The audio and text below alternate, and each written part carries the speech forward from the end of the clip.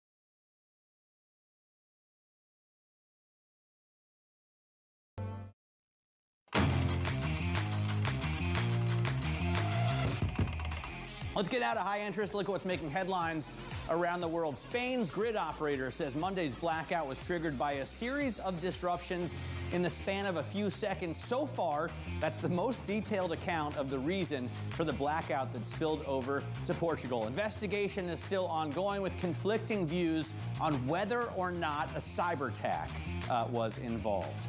Leaders of the Canadian Liberal Party, Mark Carney is the main one, has won a narrow victory in Canada's election. Carney's party won about 43% of the national vote, but may fall short of a majority in the House of Commons. His opponent, the Conservatives, they lost obviously the election, and the leader lost his seat after leading in the polls before the election of Donald Trump by 20 points. So blew a massive lead thanks to the U.S. president. Amazon shares are falling as the company plans to show customers the added cost from tariffs. That drew major criticism from the White House. I just got off the phone with the president about Amazon's announcement. This is a hostile and political act by Amazon. It's another reason why we are onshoring critical supply chains here at home to shore up our own critical supply chain and boost our own manufacturing. So just showing people what the tariffs cost. Press Secretary Caroline Leavitt declined to answer when asked if the move had strained the relationship between the president and Amazon founder Jeff Bezos, who has sought to curry favor with Trump in recent months. Katie? Jeff Bezos, who is notably not the CEO of Amazon anymore. But speaking of CEOs, earlier today on Bloomberg, Goldman Sachs CEO David Solomon spoke about the uncertainty looming over markets and over the economy. We're 100 days in, and I would say there are a handful of policy initiatives that are being put forward. Some of them certainly are very, very interesting and intriguing to the market, but what's been put forward on trade so far has raised the level of uncertainty very significantly. And so I'd say 100 days in, we need another 100 days to kind of see where the policy directives are going and to try to have a better understanding of how what's talked about so far, particularly with respect to trade, is ultimately going to be put in place, how it's going to play out. But the policy actions to date have raised the level of uncertainty to a degree that I don't think is healthy for investment and growth, and I think it's going to be important that we get more clarity on the direction of travel from here. What, for the markets? So if you look at markets, there's been a sell-off, a pretty dramatic sell-off in U.S. assets. It's somewhat come back, but has it been too drastic? Well, it's not just for the markets. You know, first and foremost, it's for businesses, it's for individuals. When there's a high level of uncertainty, people tighten their belt, they invest less, they spend less, and all those things slow down growth. And so, you know, one of the things that has happened over the course of the first 100 days is that the perspective on forward growth has been decreased. And so when you decrease, you know, that perspective on forward growth, that changes investors' perspective of equity values. So what we've seen is a relatively orderly kind of repricing of equity assets. And what's unusual in the context of this repricing is generally when you have that kind of equity market stress, people run to treasuries or safe haven, but here we're seeing a slightly different rotation because of the nature of the policy. We've seen a weakening of the dollar, you know, at the margin, and so that's been different than I think what people expected.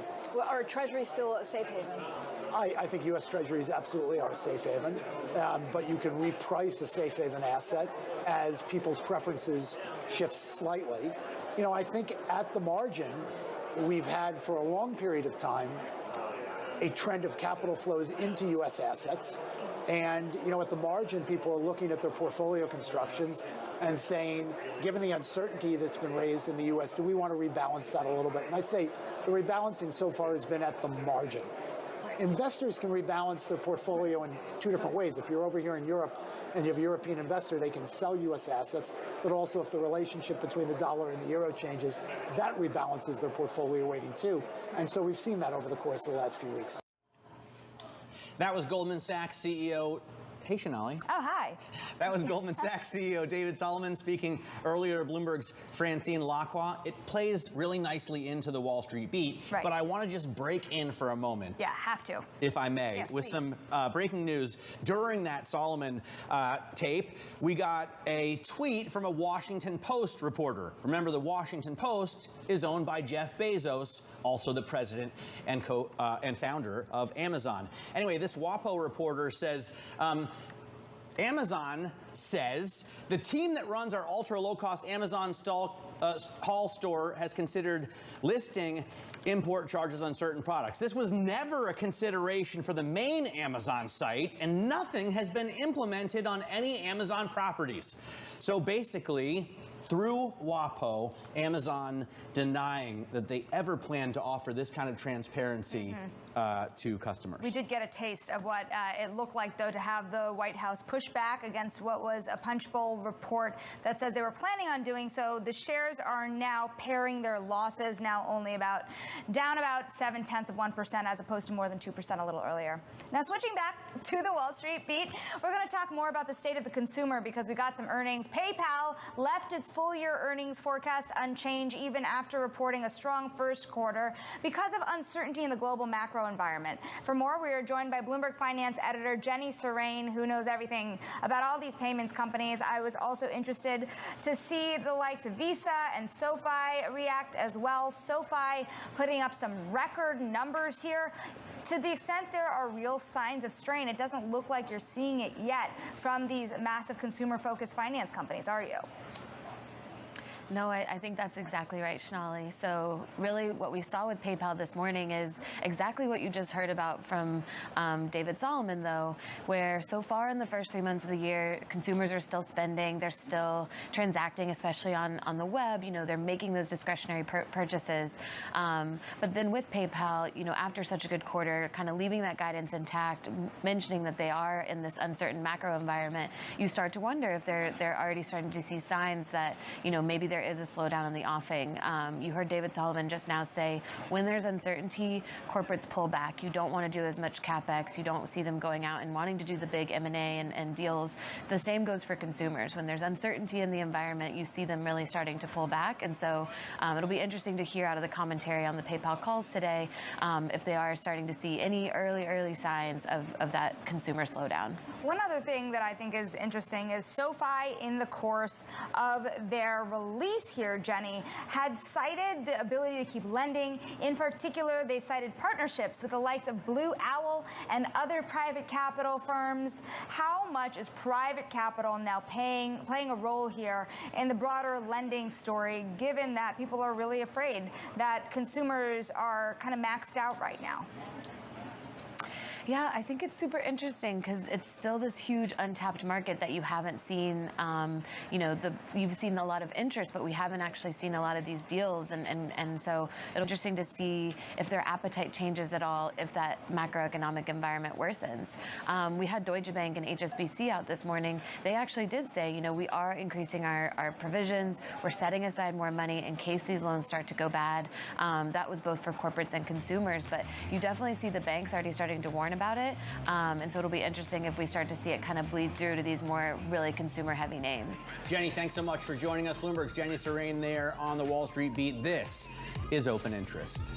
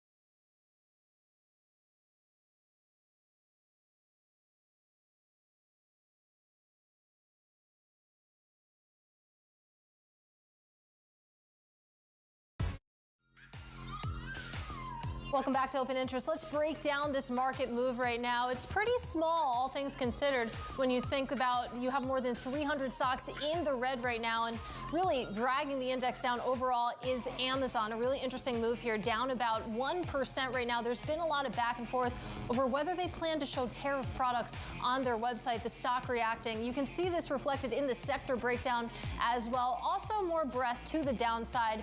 At the bottom, you have energy, and then you have consumer discretionary. Amazon, a big component of that index, leading losses. Coming up, we'll talk about small businesses, their impacts from tariffs. That conversation up next.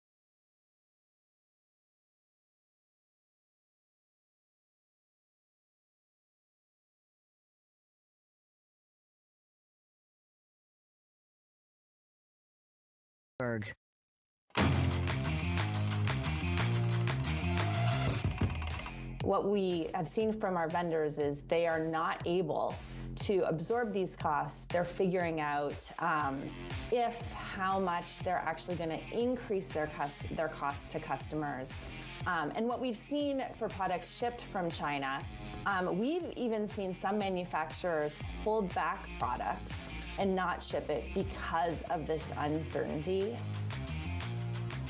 And that was Babylist CEO Natalie Gordon speaking to us yesterday. Natalie is just one of the many U.S. business owners calling for tariff breaks. With us now is Rebecca Minkoff. She is the founder and chief creative officer of Rebecca Minkoff. Rebecca, also part of a group of small business owners who wrote an open letter to President Trump and lawmakers urging tariff exemptions on small businesses. Rebecca, it's great to have you with us now. Tell us about the response. Have you heard back from any of the lawmakers? We unfortunately have not heard back yet, but we do know that Trump is listening. As we know with the news, the most recent news, it seems like there is a willingness to listen, whether it's the noise we've made or that in general, small businesses are making across America. And we're crossing our fingers and hoping to get a meeting soon. How much would it cost to bring production here, Rebecca? I mean, what kind of upcharge would you be looking at? Is it anything compared to tariffs on China? I think we have to first start with the infrastructure. There is no handbag infrastructure in America anymore besides a couple of small factories in New York City. So not only would we have to build a factory that could make the amount of units we're trying to make, but we'd have to bring back hardware manufacturing, bring back tanning and leather. I mean, these are all things that are purchased overseas and assembled, whether it's China or where we make in Cambodia and Vietnam. And so you're asking for, if you want this to really work, give us grants to build factories, give us several years of tariff breaks in order to make these things happen. And then we'd love to make in America. It just right now, if I were to switch everything to America, my price would double. And my consumer is not here for that. You have spoken to so many other businesses in this letter. You've given some real world impacts, and you've said that you guys are becoming unintended collateral damage in this escalating trade war. What do you think are the things people really need to understand about how small businesses are faring right now, the damage that's being caused today?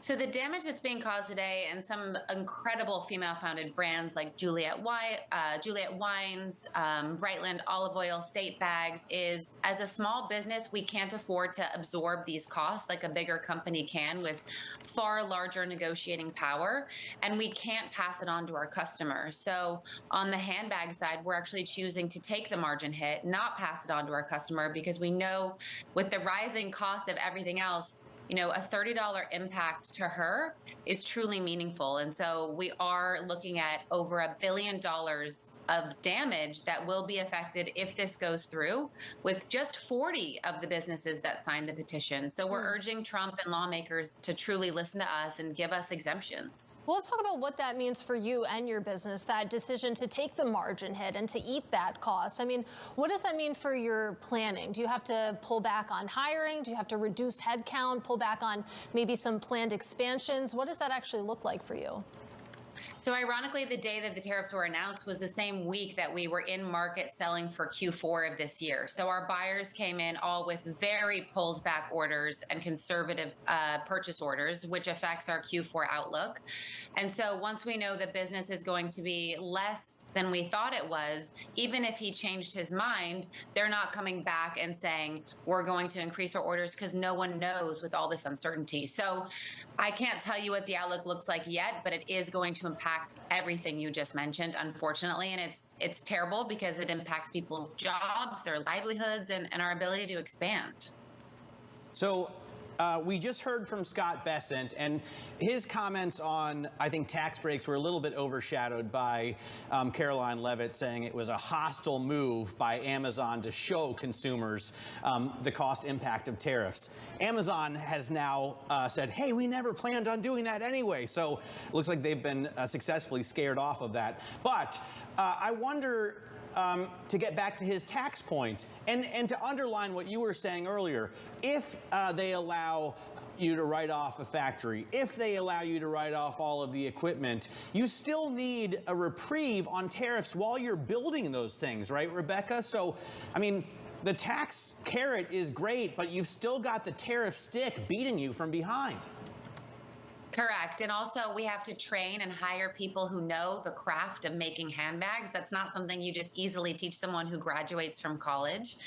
And so I think there's so many factors. We need time. If this is going to happen, we need probably 3 to 5 years to build up the infrastructure to support this business again, and then keep that going when the new administration comes in 4 years and changes course. So it's really all about how do we do this in a sustainable way that doesn't change the minute there's a new president. You brought up some potential solutions here, including targeted grants, but I want to focus on the number one issue you brought up here, this idea of small business tariff exemptions.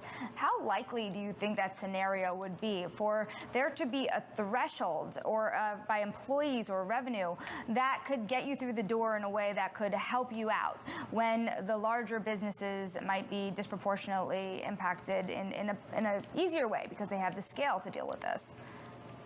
You know, I think that it's a creative idea. It gives us time. It helps ease a lot of these small businesses where the pressure and our minimums are so much lower. So we have a lot less leverage. We've seen it done with the, microchips and Apple phones. So if they're getting an exemption or they're not going to be charged, I think we feel as small businesses doing under $50 million, keep us alive. We are employing millions of people collectively and affecting livelihoods across the U.S. And so if you really want to make America great again, you should make sure that we don't go away, because a lot of the brands I mentioned will go away. All right, Rebecca, a somber note to leave that on. Would love to stay in touch. Our thanks to Rebecca Minkoff. Meanwhile, let's get a check on these markets right now. The S&P 500 pretty much unchanged. We've wiggled back and forth. You can see light volume overall. We're down about 20% from our 30-day trading volume average. The NASDAQ 100, similar story now, a little bit higher as we see some of that pressure start to ease up on Amazon. There's been a lot of back and forth, you guys. I will also point out that Amazon reports earnings this week on Thursday. I have to imagine whether or not they're going to show those tariffed prices on their website is going to come up on the earnings call. So the statement from Amazon, we've got the statement here from an Amazon spokesman, and he says, the team that runs our ultra low-cost Amazon haul store has considered the idea of listing import charges on certain products. Teams discuss ideas all the time, but this was never a consideration on the main Amazon site, and nothing has been implemented on any Amazon properties. Trying to throw water on the issue before it has to come up on Thursday, as Katie was mentioning. There are a few other things, guys, moving under the surface this morning. Let's talk about them, right? I mean, UPS, this was also impacted by Amazon. Still down now, was up from what I remember this morning so long ago. Now down about 0.2%. GM also impacted by the tariff story deeply. We're going to hear from them on Thursday as well, with updates after we hear from the revised tariff plans for automakers, down more than 2%. JetBlue also down almost 2%, worried about travel here. Yeah, all three of those companies have pulled their forecast for the full year, saying we no longer have any visibility to give it to you. Coming up, we're going to take a look back on the first 100 days of the Trump administration. Today is day 100. Terry Haynes joins us from Pangea Policy. Next, this is Open Interest.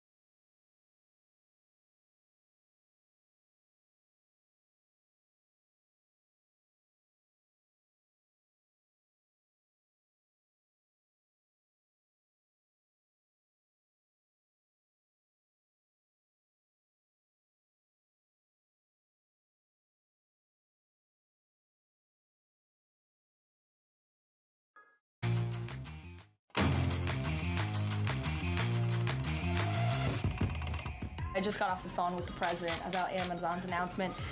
This is a hostile and political act by Amazon. It's another reason why we are onshoring critical supply chains here at home to shore up our own critical supply chain and boost our own manufacturing.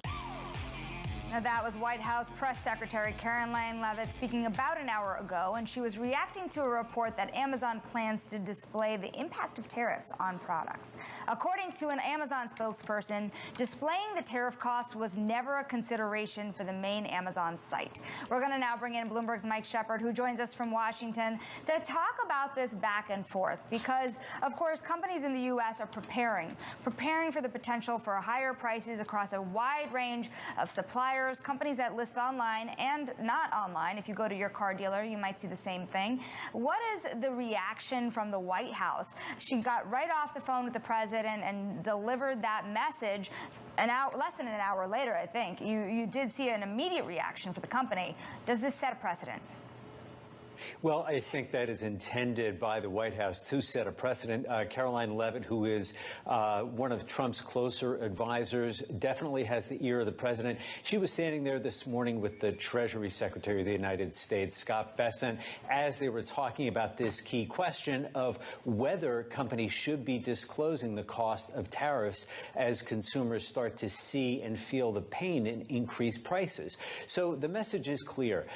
If you decide to break out the cost of tariffs and show the impact directly, breaking it out as a line, they consider that a political move and one that is hostile to the administration. And companies will have to remember also that the Trump administration has shown no reluctance when it comes to going after those who it considers opposed to its agenda, opposed to what it is trying to do with the, over the past 100 days and with whatever may come, Shonali. Yeah, I feel like what we're seeing with Amazon this morning, again, reversals within the hours, is really emblematic, like a microcosm of sort of the trade policy that we've seen over the past 100 days of the Trump presidency. When it comes to trade policy overall, that confusion has definitely permeated across industries here, Mike. Well, it sure has. Today, though, we're going to see the auto industry get a little bit of a break from the president. He is due to sign an order giving car makers who assemble vehicles here in the United States a little bit of relief from some of the tariffs that he has imposed aimed at the sector and then also aimed at steel and aluminum. So, in short, parts that are imported for cars that are to be assembled here in the U.S., there would be a reprieve on those tariffs, a program of reimbursements on those tariffs if the cars are actually put together here. And also, there will be a temporary reprieve on tariffs on steel and aluminum that go into those cars assembled here. This is something that the auto industry had lobbied heavily for. They are really concerned about the immediate impact of higher costs that go really directly to consumers and squeezing their profit margins as well. And then also the whole question of supply chains. The supply chain for the auto industry is one that has been developed over decades, and it is a cross-border one. It involves assembly and parts plants in Mexico and in Canada, and it really also relies on a flow of cheaper parts from China for some of those low-cost switches and things inside cars as well, Katie. All right. Hey, Mike, great to have you on the program. Thanks so much for joining us. Bloomberg's Mike Shepard there out of Washington, D.C. Let's get more on day 100 with Donald Trump and 2.0, Administration 2.0. Terry Haynes joins us right now, the founder of Pangea Policy. And Terry, this is great, obviously, for automakers. They don't have to worry about stacked tariffs. They may get some reprieve on foreign-made parts. But if he continues to back down on these tariffs, how is Donald Trump going to raise enough revenue to pay for no tax on tips, no tax on overtime, no tax on Social Security, removing the SALT cap, no taxes, income taxes at all for anyone who makes less than $200,000? That's just a huge ask. Well, good morning, everybody. A couple of things on that. One is that I think, the Trump style generally is to go in kind of hard, clean, and bold, and then calibrate back from there. I'm not endorsing it. I'm just saying that's the way they do. That's the way they do business, and they judge that the other way to do business, which has been going on for decades, of kind of muddling around on policy, doesn't achieve results. So why not? The other thing is that what we've got is a situation where you've got the continuation of tax cuts, the permanence of tax cuts, which is basically be a $5 trillion over 10-year matter, and the Congress is likely to put at maximum probably about $1.5 trillion over 10 years in pay-fors. What you're going to end up with is a lot of that stuff not completely paid for, and that's expected.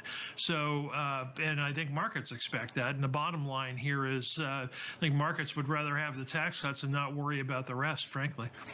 Well, speaking about the rest, before the Amazon comments that we've been talking about all morning that overshadowed the earlier point that Bessent was trying to make about income tax relief, what do you think that this would do in terms of easing some of the pain that you're currently seeing from the tariff policy put out by the administration? Well, Bessent, to me, made three major points. One is economic policy is national security and vice versa. I think that's important. It's been one of my major themes to markets about what's going on with Trump for months. Secondly, there's a lot of trade deals coming soon, but China isn't one of them.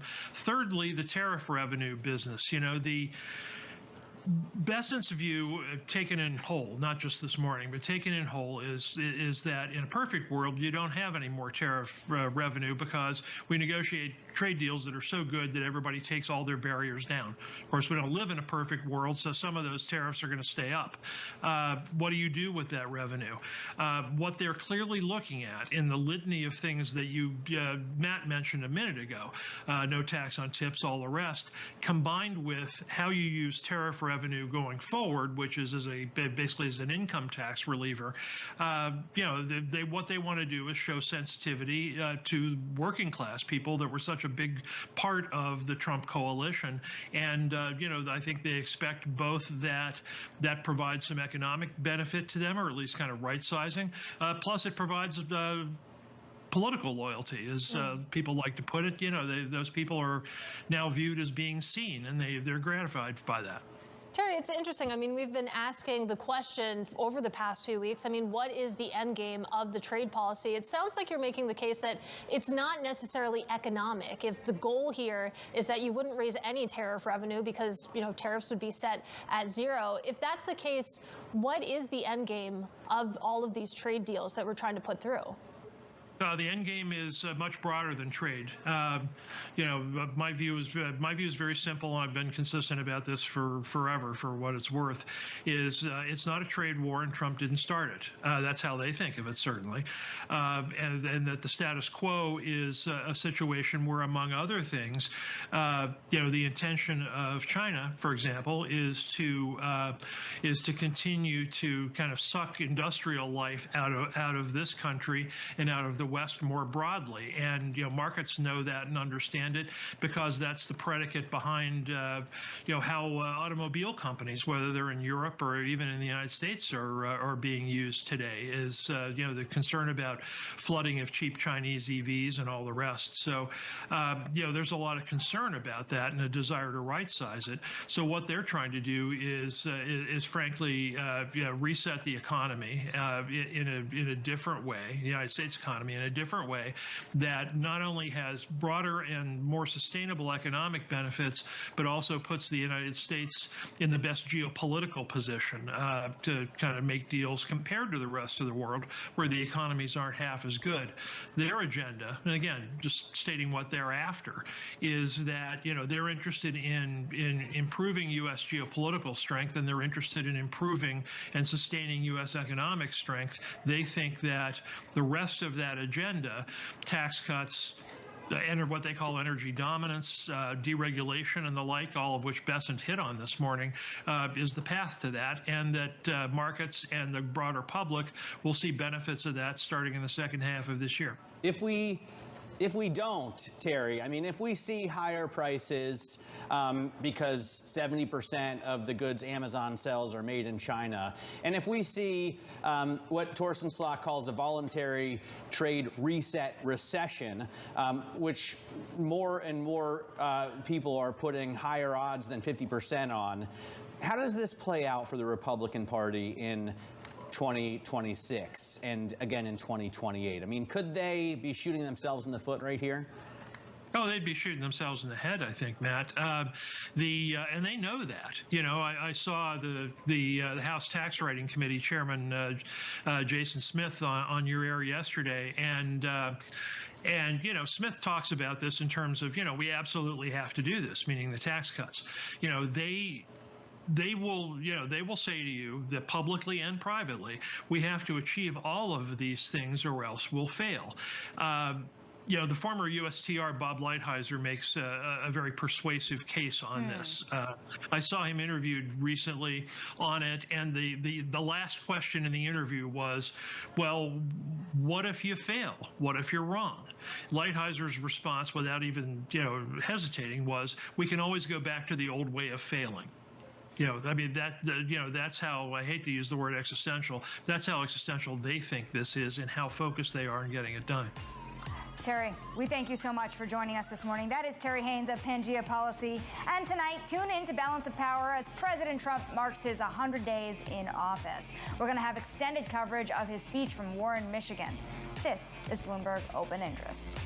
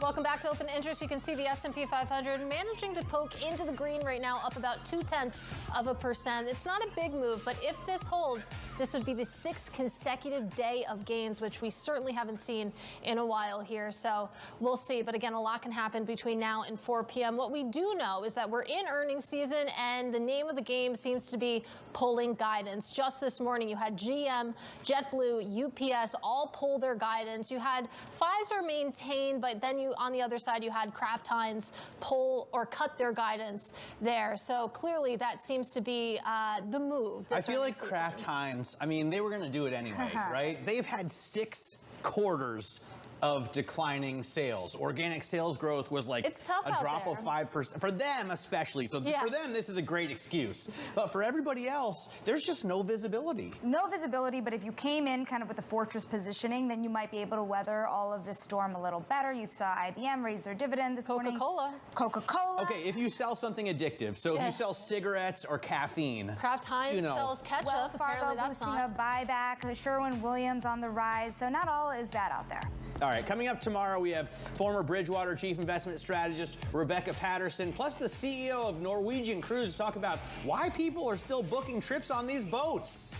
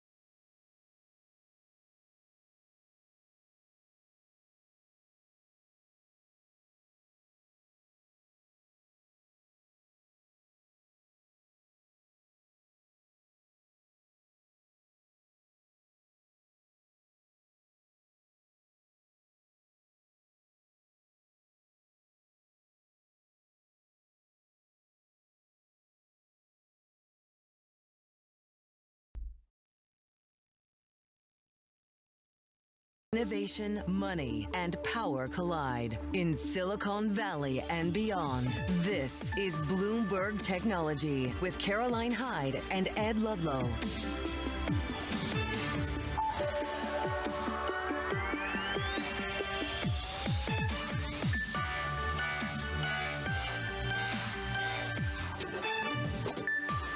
Live from New York and San Francisco, this is Bloomberg Technology. Coming up, the White House takes aim at Amazon after a reported play to display the cost of tariffs on certain products. But the tech giant denies the move. Plus, Spotify sees a surge in subscribers in the first quarter, but shares slide. And the SoFi CEO joins us after posting the first quarter beat and raising guidance, showing resilience amid the economic turmoil. But first, we check in on these markets, which are also showing some resilience. Ed, we're up 0.3%. But is it bad news that is good news? We see woefully low consumer sentiment, the worst reading in terms of consumer sentiment in almost 5 years. But that fuels the desire and the hope that the Federal Reserve might indeed start to cut rates to support the economy. We're up 0.3%, but some notable names on the downside. And you're looking at one of them.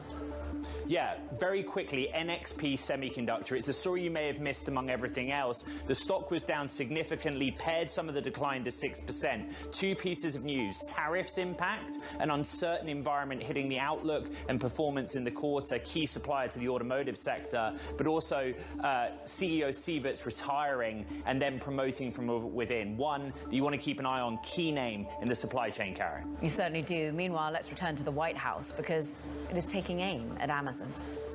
I just got off the phone with the president about Amazon's announcement.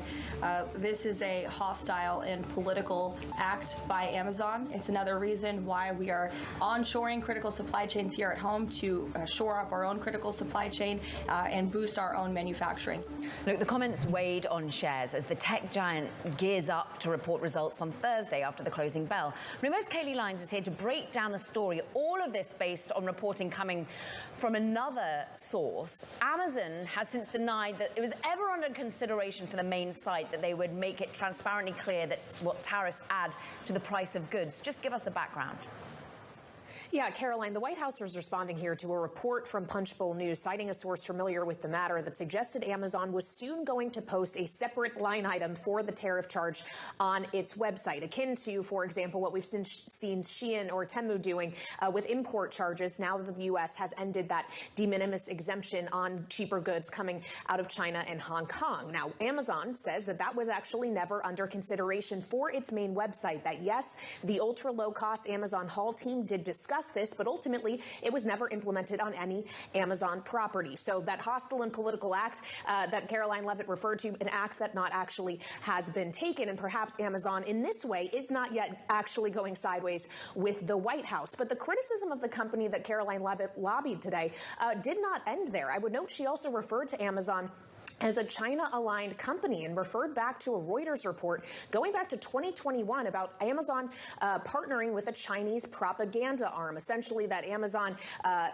allowed itself to respond to an edict from Beijing or cooperated with an edict from Beijing around negative views of a book published by the Chinese government of speeches from Chinese President Xi Jinping. And she really pointed to that as an example of the China alignment of this company. She also, as we heard her say there, talked about the importance of turning away from China, buying American and onshoring American manufacturing. So what this means for the company's relationship with this White House, overall, obviously a question now after it has gone to great lengths to ingratiate itself with this administration. Remember, Amazon donated $1 million to Trump's inaugural committee. Jeff Bezos himself attended that inauguration, has spent time with President Trump trying to fortify their relationship.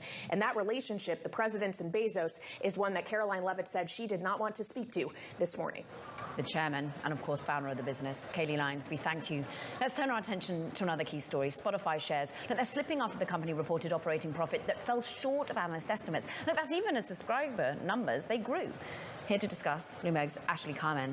And really, it felt that there was a lot of good news that ultimately was outshone by a profit hit.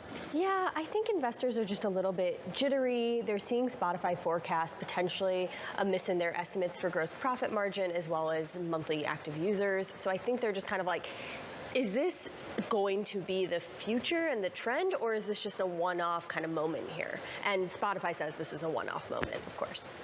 Ashley, the long-term Spotify wants you to think about is a world where they move into podcasts, audio, video more, and they might also raise prices along the way.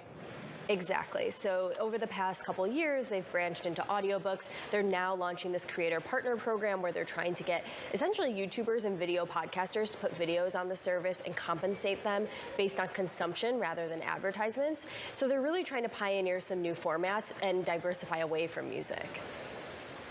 Bloomberg's Ashley Carman, thank you very much. In other earnings news, shares of SoFi are higher after the fintech company raised its full-year forecast. SoFi CEO Anthony Noto is here with us. Good morning to you, Mr. Noto. I think there was a lot of focus in the quarter on the momentum from the loan platform business, particularly the interest and demand from private credit.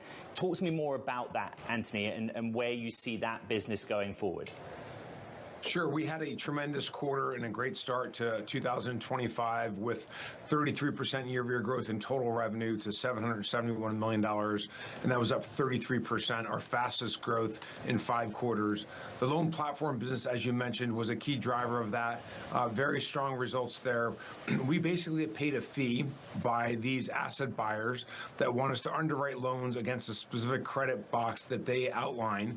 We leverage our underwriting capabilities, our marketing capabilities, and our servicing capabilities, and we get paid a fee for that. It's something we started about a year ago. We've already originated $6 billion of loans in that particular business, and in the quarter it was about $96 million of revenue, so it's almost $400 million on an annualized basis.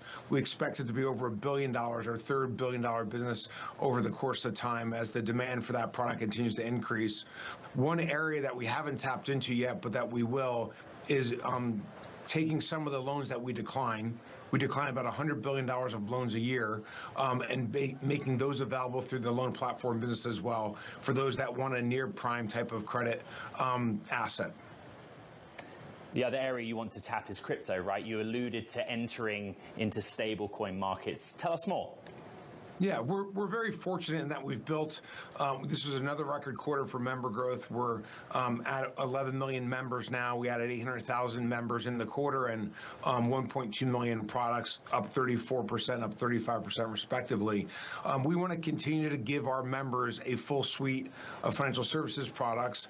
SoFi Money is the largest product that we have today. It was up 41%. Deposits were up 52%.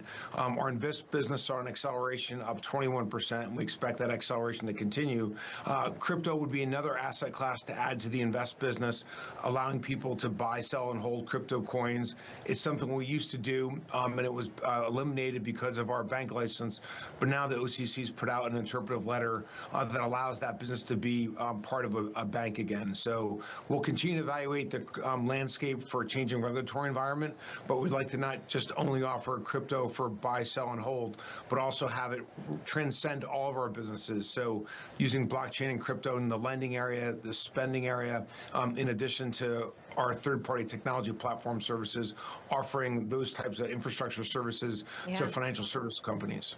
Anthony, you've got a really optimistic tone. And of course, you beat and you raised. This on a day when consumer sentiment is basically at the lowest in 5 years. How do you have that confidence that consumers are going to continue to be of demand for you? Yeah, we're seeing really strong demand for our goods and services. Our customer is a higher-end customer than the typical average American, about $150,000 in household income and a credit score on average of 750 from a FICO standpoint. We're taking share from the 5 largest banks in the country, so we're not as dependent on the cyclical environment for our growth because we're really a secular grower. That said, our credit performance has also been very strong, which is subject to the macroeconomic environment, but we saw in our 5th quarter in a row of improvement in 90-day delinquencies. We saw continued improvement in our net charge-offs. So overall, the consumer's looking quite strong as it relates to credit and the demand for our other products like SoFi Money and SoFi Invest. I mentioned deposits were up quite meaningfully as well. The last data point is debit spending. We're annualizing about $14 billion of debit spending now from our installed base, and that's been quite strong also. So you raised your guidance, but really only reflecting the beat in this quarter just gone. So why not raise more broadly? Are you being conservative here? Yeah, well, we raised not just for what we beat, we also raised for the full year, and our guidance for Q2 is above consensus on both revenue and profitability.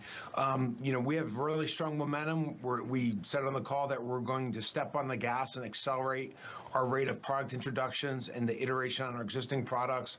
We feel like our competitive position is so strong and the opportunity is so significant in front of us that we should accelerate our level of investment and rate of innovation. So we feel great about it, and we want to make sure we continue to compound at these great growth rates of over 30% for a while.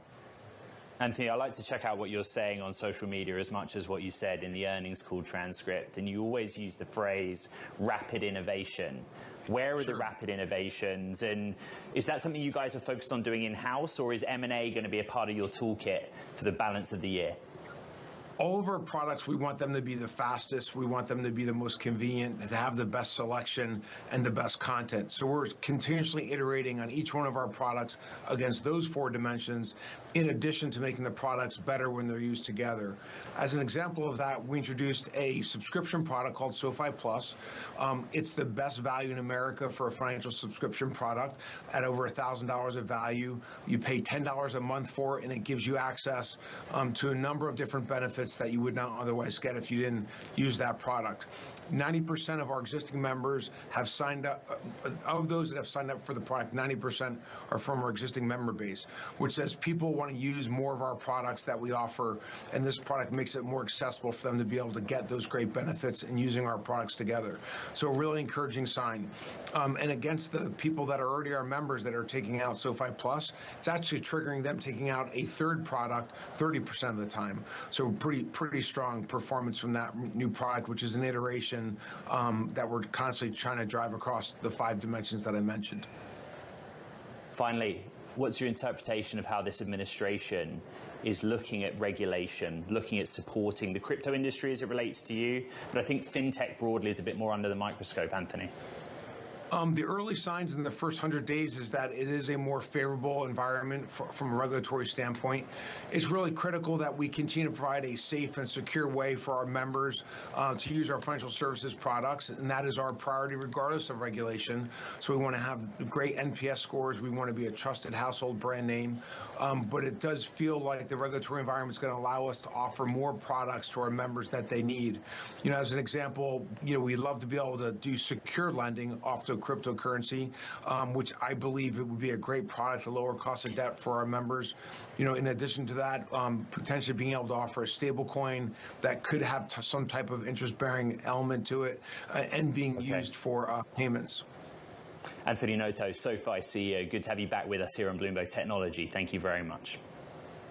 Okay, some breaking news crossing the Bloomberg terminal. Russian President Vladimir Putin is insisting that Russia must take control of 4 regions of Ukraine that it doesn't currently fully occupy as part of any potential agreement to end the war in Ukraine. This is Bloomberg reporting, citing sources. Remember that the administration in the United States has an April 30th target deadline for a ceasefire. As we report, the demand that the Russians are making deals a blow to President Trump's efforts to reach that ceasefire.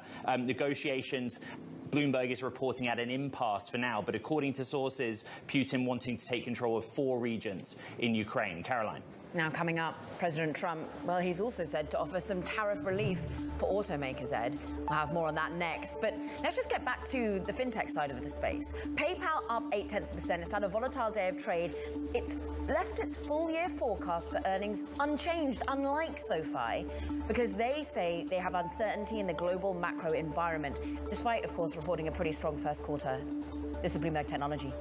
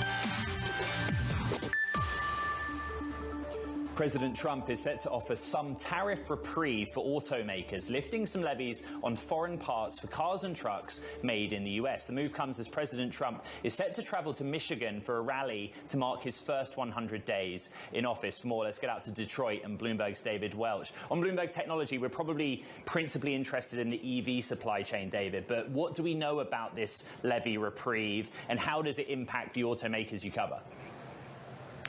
So what we know so far is that they will do something probably to give a reprieve on tariffs on parts, which is one of the most difficult things for the administration and really anyone to calculate. They were going to tariff the non-U.S. content, even of vehicles that qualified for a tariff-free status, say under USMCA. And then they also are going to try to do something that it's called destacking, where you remove tariffs or you give the automakers a credit back if they had already paid a tariff on metals used in a part that was coming across the border. So think, for example, of say a hood on a vehicle. If a company was paying a tariff on that because it's steel of 25% and another 25% because it's a part, that'd be 50%. So they're trying to eliminate that sort of double charge. But the bigger one would be if they give relief on parts. Now, the problem here, Ed, is we don't know the details of it, which is why when General Motors suspended guidance, they didn't give us new guidance. They may do that Thursday, but even I don't think they completely know yet because they need the details. So the car companies themselves are looking at this and saying, okay, we need to know exactly what the administration is going to do with all of these tariffs before they can even give any kind of financial projections and understand the impact on their business. Yeah, briefly, whiplash. We're not seeing much resolve for the stocks. We're still underwater on GM, for example. What more clarity are you expecting to get from any of these CEOs at this moment? I think they really want to know just how much of the parts themselves will get tariffs and if there's also any change to the vehicles themselves. GM, Stellantis, they bring in some very important vehicles from Canada and Mexico. GM brings in, it's one of its best sellers, entry-level vehicles from Korea. Will any of that change? So, the administration has said that for companies that make products here, they're going to give them a break, but we don't know exactly what it is yet. And I think parts is really the big one, though. Tesla is actually off by 1.5% amid all of this news. David Welch, we thank you very much. Meanwhile, sticking with earnings and just the broader tech landscape right now, how to invest in it. Michael Reynolds is with us, Vice President of Investment Strategy at Glenmead, managing $45.6 billion in assets. And look, the ongoing changes coming from the administration is exhausting for investors and in CEOs and anyone to keep track of. How, therefore, are you looking towards perhaps big tech earnings coming Wednesday, Thursday, and how you price any of it? Yeah, so we're looking at tech perhaps for Q1 putting 15% earnings growth on a year-over-year basis, but we're sort of in this situation where investors are asking themselves, well, does it really matter all that much what the results are when you know there's really big changes coming on the horizon when it comes to tariffs, and electronics aren't really exempt from that? I think a good analogy for that I've been using is actually a baseball analogy. Just say your pitcher got through a really tough inning. Well, okay, that's great. We're glad you did that, but their slugger's up next inning, and you got to get through that. It's that sort of next piece when there's something on the horizon that really is a big risk that you want to hear more from these C-suites about. So we think it's actually more important to be parsing through the guidance and the statements out of C-suites on what they see for the rest of the year rather than the actual results themselves from Q1. Yeah, for example, Apple likely to get a lot of pull forward as consumers rush to buy their phones before perhaps prices went up. What do you think in terms of the narrative we've got of steering into India in terms of supply chain? Are CEOs managing to get ahead of some of these moves? Look, there's no shortage of businesses being dynamic in the U.S., and that's something that you see really across the board, and tech is really behaving that way as well, perhaps trying to get ahead of some of these supply chain reconfigurations. That's happening in real time. And I think investors are also thinking through when consumers may actually start to see these prices start to arrive in the stores with their tariff impacts. And electronics are probably some of the first places you could see it because a lot of our electronics come from abroad, and there's actually decent turnover in terms of inventory when it comes to electronics. There is a little bit of a reprieve because we got that exemption of some electronic parts for tech, which helps, but it's probably not going to be all encompassing. So it's actually electronics alongside apparel and toys and games, which could be one of the first places consumers could start seeing those higher prices. And it's going to be really important how they react to that. Are they going to balk at those prices, or are they going to consume no matter what? Mike, what you just said a moment ago, with big tech, focus on guidance. What happens if big tech doesn't give us any? Well, that's just a really uncertain environment, and uncertainty has been the name of the game for all of April, for certain. And investors have been repricing, I think, the valuation multiples they've been awarding to the Magnificent Seven, mega cap tech, whatever you want to call it. Those have come down a lot, but by our estimates, those are not actually really within the vicinity of fair value just yet. So you could start to see a little bit of a risk premium baked in if investors are still asking a lot of questions that can't be answered yet. We're interested in, of course, of the hyperscalers, Amazon kind of at the core of that. The calculus seems pretty simple, not so much how much money they make or earn, but how much money they're willing to commit and spend, and that applies to Microsoft as well. How closely do you watch the capital expenditures? We're watching CapEx really closely. One of the big themes over really the last decade is the market's been punishing companies that have been really capital intensive. And for quite some time, a lot of these Mag 7 companies really weren't all that CapEx intensive. But as you've had a lot of companies investing in AI, building out data centers, what have you, we would argue that if the Mag 7 were their own sector, they'd be one of the most capital intensive in the S&P 500, save maybe utilities and real estate, which are classically capital intensive. So it sort of makes sense to see the market sort of repricing these companies on that CapEx intensity alone, because you don't always have a guarantee that you have the earnings flow through on that investment. It's always pretty uncertain. Michael Reynolds, Vice President of Investment Strategy at Glenmead, thank you very much. Now, coming up, Amazon's Starlink rival sees a successful launch. We have more on that next. This is Bloomberg Technology.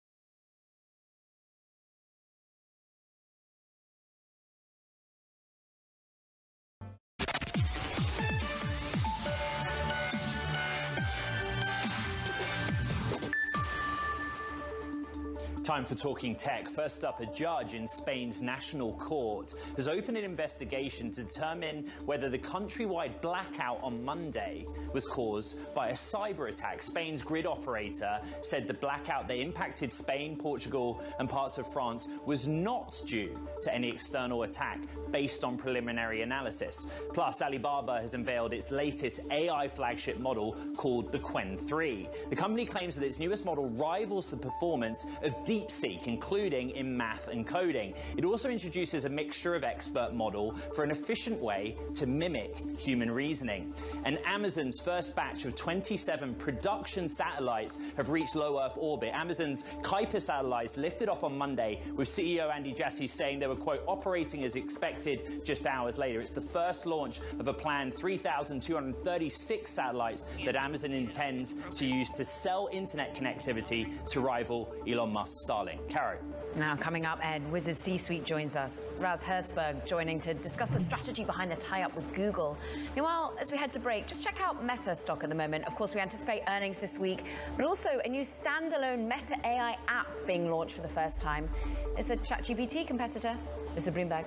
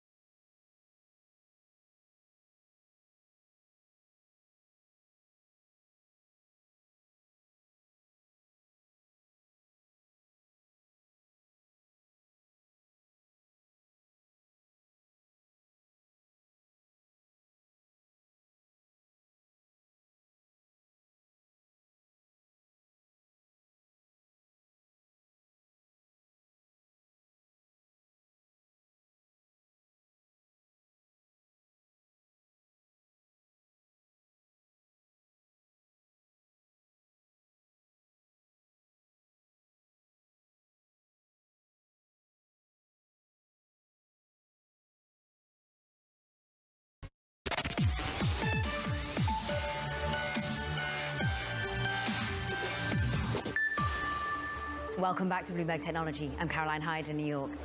And I'm Ed Ludlow in San Francisco. Quick check on these markets, Ed, because we're clinging to gains when it comes to the NASDAQ 100. And that, as we see, some pretty awful consumer sentiment hitting. Overall, we're seeing a near a 5-year low. But will the Fed step in? We're up call it 0.1% right now. We're looking at crypto, still managing to outperform. We're up 0.4%. We're at 94,894 now. So clearly been seen as some sort of haven amid the tariff turmoil. Move on. Have a look at what's happening in terms of those earnings that we really do start to digest. I'm looking ultimately at the overall semiconductor index, which is lower to the tune of 0.75%. You called out NXP. We, of course, lose the CEO. He's handing over the reins, even though he's only 56 years old. He's retiring. What does that mean about the place in which the business is that he leaves, as we start to see, of course, real concern about the uncertainty amid these tariffs? I'm looking, though, at Cadence, that manages to outperform on its earnings. We're up almost 5%. They beat, they raise. They also see, though, Tesla on the downside, 1.5% off. That's as we see Redburn Atlantic, an analyst, coming out saying, I stick by my sell rating. This company is going to see volumes declines going forward, Ed. Okay, let's get back to today's top story. The White House denouncing Amazon's reported plan to display the cost of President Trump's tariffs on products. Listen to this. I just got off the phone with the president about Amazon's announcement. This is a hostile and political act by Amazon. It's another reason why we are onshoring critical supply chains here at home to shore up our own critical supply chain and boost our own manufacturing. The White House comments come as the tech giant getting ready to report results Thursday after the closing bell. Actually, the stock's decline much more muted than it had been at the market open, now down about 0.9%. Bloomberg's Matt Day, who covers Amazon, joins us with more. And actually, in the last 20 minutes, Amazon revised their statement, their response to the White House, just hit our inboxes. So let's start with that, Matt. What is Amazon saying in response to the White House's claim? And give us the full details of the story. Yeah, so Amazon says that they were never considering any sort of tariff-like disclosure on their main retail sites. What they were considering was they've got a low-cost goods service called Haul. It's very much in the mold of Temu, designed to ship things directly from China.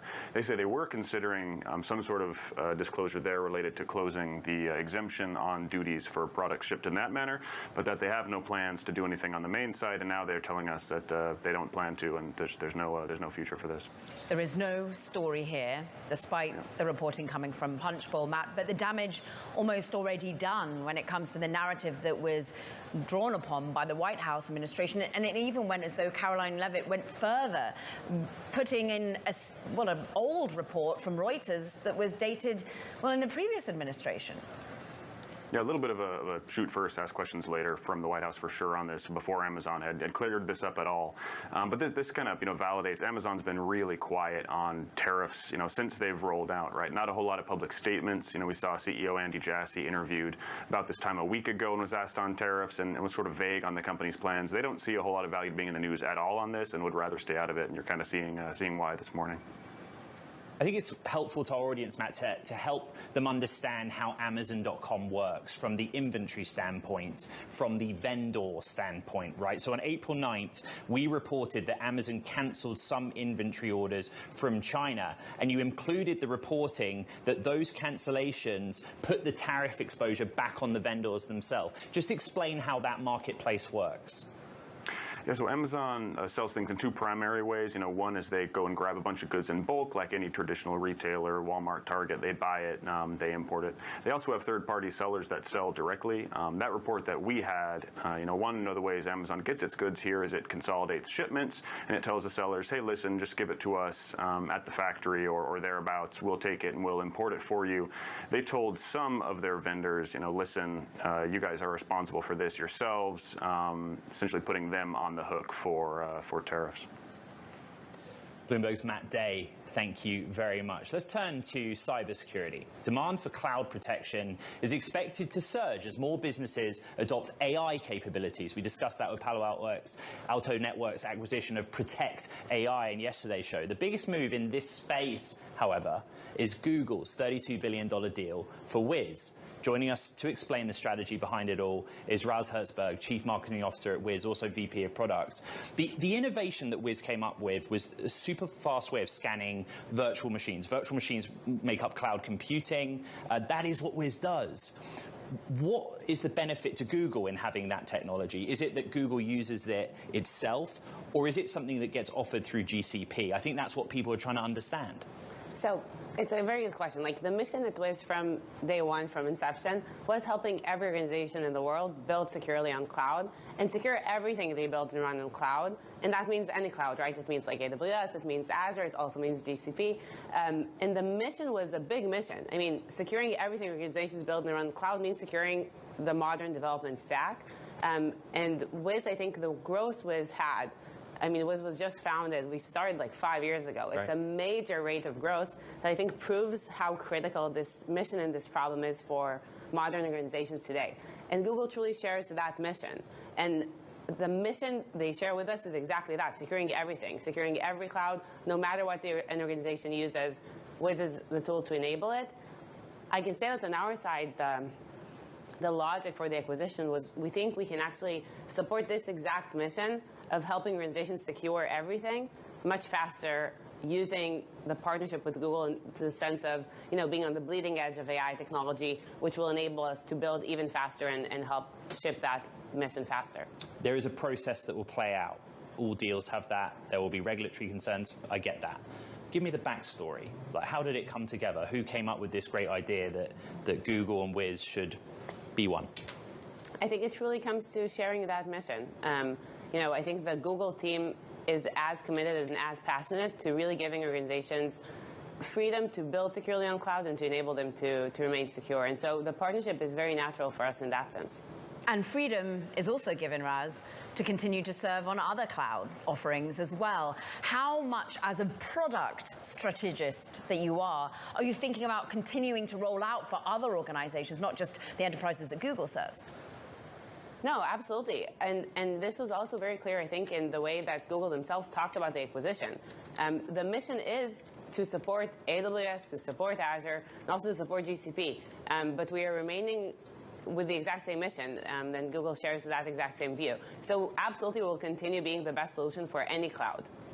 And Google Cloud Platform, perhaps, would still like you to make M&A, Raz. What's so interesting is the way in which you were organically growing, but you're also inorganically growing. Are you still going to be able to do deals? Are you still going to be folding in new teams and acqui-hires? So that's a great point. Wiz has been very fortunate over the past year and a half. We've done really 3 acquisitions. In all 3 of those acquisitions, I think we approach it in a very deliberate way, meaning Wiz acquired companies where we really believed in the people and the technology, but then we didn't really sell the technology versus like all 3 companies kind of joined Wiz and then stopped what they were doing and rebuilt their product and rebuilt their solutions on top of the native Wiz product, because one of the challenges we see in cybersecurity is actually giving end users, giving security teams, giving developers a really good product that has a seamless experience. So that's what we've been doing over the past 3 years, and nothing has changed in our strategy. I think we're always on the lookout for making the product even greater and for great teams and great solutions in this space. Raz, something you mentioned a moment ago, you founded 2020 by Asaf, Yinan, Roy, Amy. In my career, I've covered companies that have grown very fast and sometimes too fast. They stumble along the way. What is it that is unique to Wiz? Like, what is the differentiator? Is it just the talent pool you hired? Is it the brainchild of the underlying code base? I think people don't understand how you pulled it off. It's a good question. I can share that even internally, it's something we think about often, and I think about often. I think a lot of the secret is to really get to this level of fast pace and excellence. There's many different things Wiz had to execute on almost perfectly. And it's for sure the tech, but it's also the go-to-market strategy. I think one thing that always drove us from day one was really living the problem we're solving for. We are a team that lived cloud security for the past decade and deeply understood the core challenges organizations face. And also from day one, I mean, Wiz today is proud to serve more than 50% of the Fortune 100 companies. Wiz is their solution for cloud security. It's by partnering with those companies and really listening to our customers from day one. Our entire focus is solving for their problems. We wake up, all we care about, the customers, their problems, and that has driven every single decision this company made, including hiring, including go-to-market, including pricing, everything. How do those customers feel right now? How willing are they to continue spending on relationships like with Wiz? Perfect. I mean, we've seen... There's no economic uncertainty, tariff, recession. Let's take a beat before we sign up to a new deal. You know, Wiz was founded, like the months we started was March, like when COVID hit. That March. So that also seemed like a very bad time to be selling really anything ever or to start the company. So I think we've been, you know, we're used to it. I think actually if there's some things that never stop in some way. And like technology progression, the adoption we see across AI, there's a lot of incredible things that are pushing companies even faster to the cloud and making them, I think, look for ways to build securely. Russ Hasberg, great to have some time with you. CMO, VP of Product Strategy over at Wiz. We appreciate it. Meanwhile, coming up, 100 days of Trump's second term. Well, that's also mean 100 days of Doge. We'll discuss the impact on the tech sector and Elon Musk. That's next. This is Bloomberg Technology.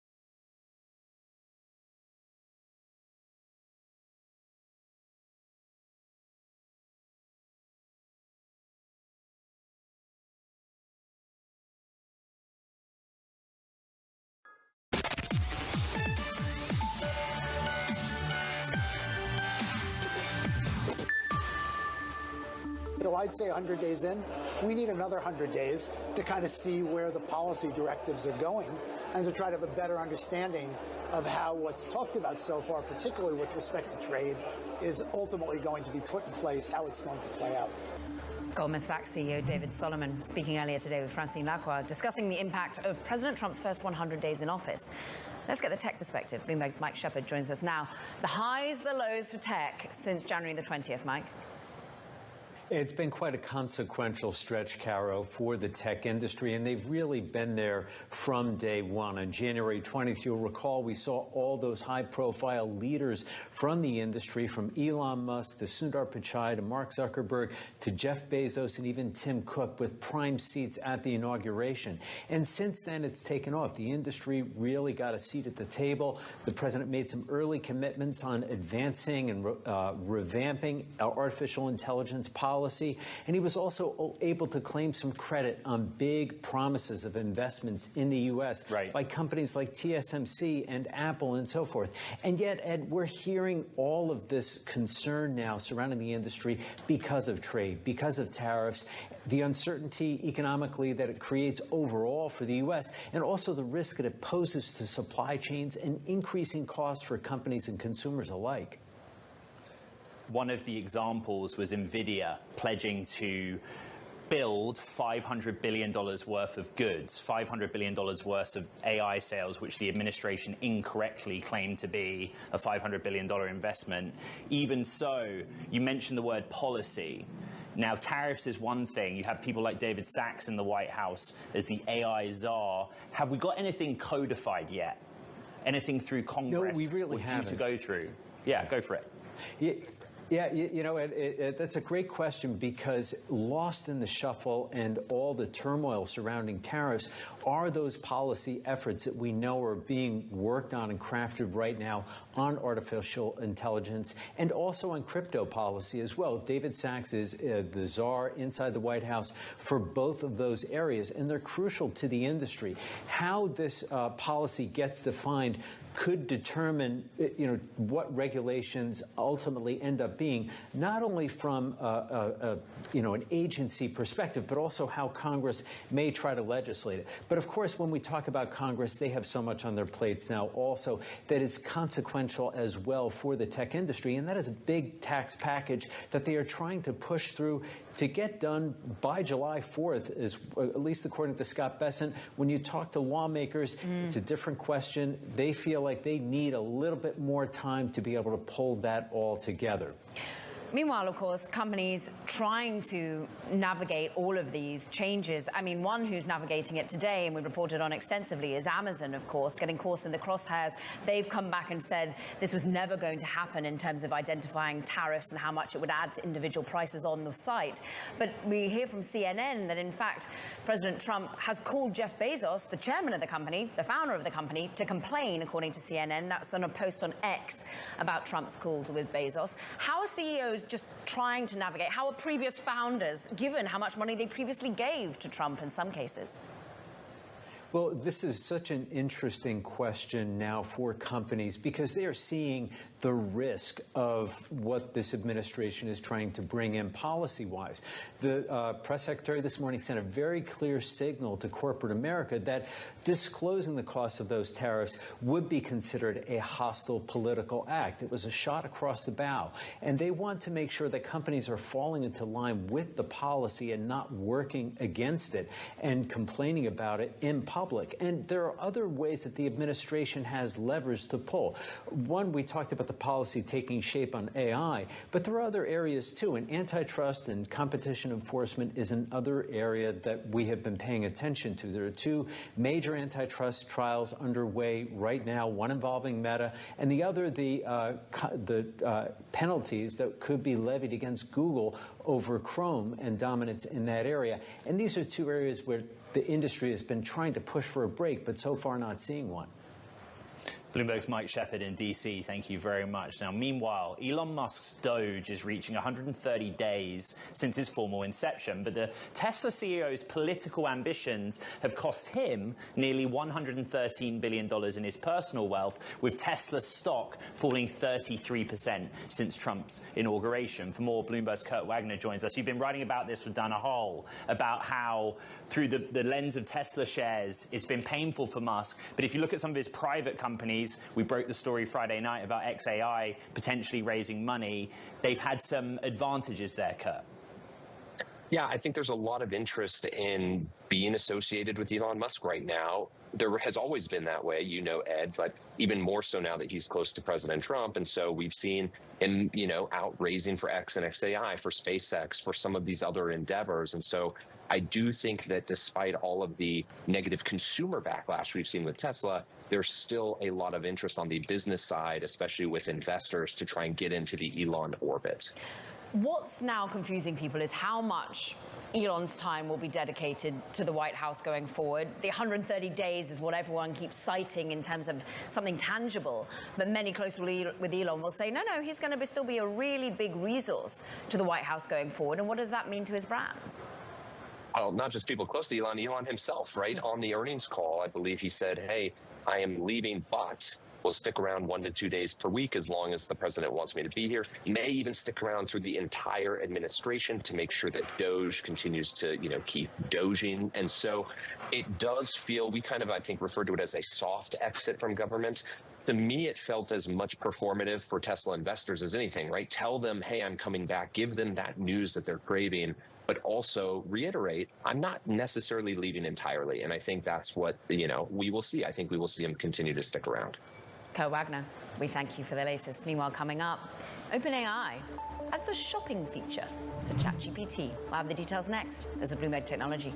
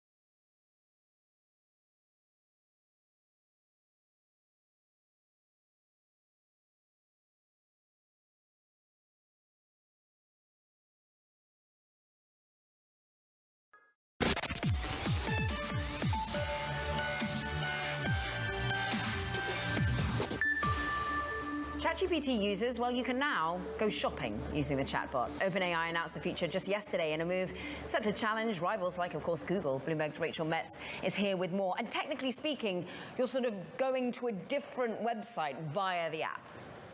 Yeah, but this is similar to what a lot of companies that offer reviews online are already doing, such as the Wirecutter, for instance, which is owned by the New York Times. They'll show a review, and then there would be a link, and you would click out to the website. And OpenAI is doing a similar thing now with ChatGPT. So if you search for, say, I think if you say like, show me a nice nude lipstick for under $20, in theory, it would give you several options. It would give you sort of a condensed review of them, and then it would also have on a sidebar links to buy them from different websites.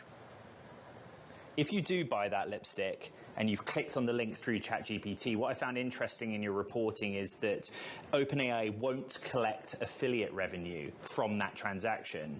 So what's your understanding of the business model or plan going forward? I think right now it's just like a lot of the things that OpenAI does. They test a lot of things and then they expand them. So it could change. They could have some ideas for how they want to make money. I don't know if in the future they will also not be taking affiliate revenue. That actually surprised me a bit when I asked them, are you going to be making money off of this? Because that seems like a really easy way to make some money, right? It seems like passive income stream. But they were very clear that they are not making money off of affiliate revenue when people buy a product, and the products they're showing you are not ads. Right.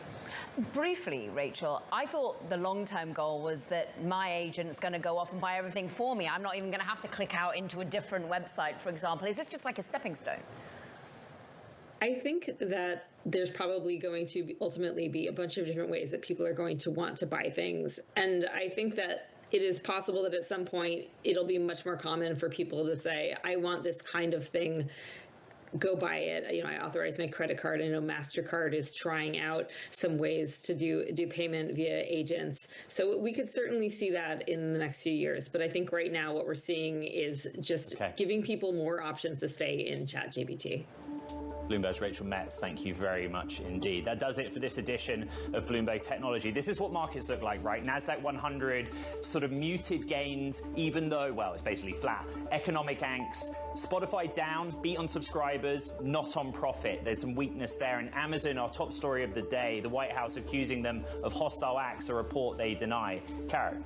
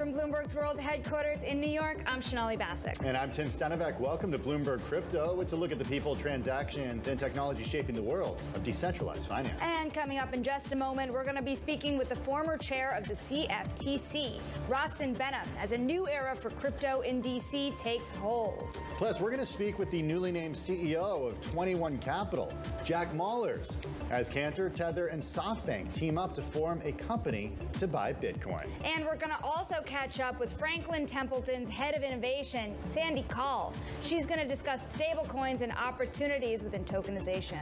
That's all ahead on Bloomberg Crypto. First, though, a check of Bitcoin and the whole market.